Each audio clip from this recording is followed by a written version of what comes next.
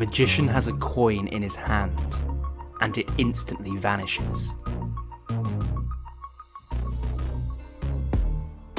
In order to do this trick, you're going to need this gimmick. I'll leave a link down to it in the description, or you can try and construct one yourself. You need to attach an elastic thread to a magnet and also a clip that you can clip onto your shorts or inside jacket pocket. At the very end of the magnet there's also some invisible wire which is called fishing wire. This will be used to clip onto your hand as shown around your fingernail.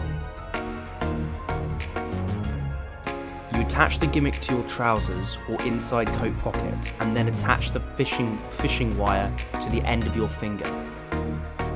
You also need a magnetic coin.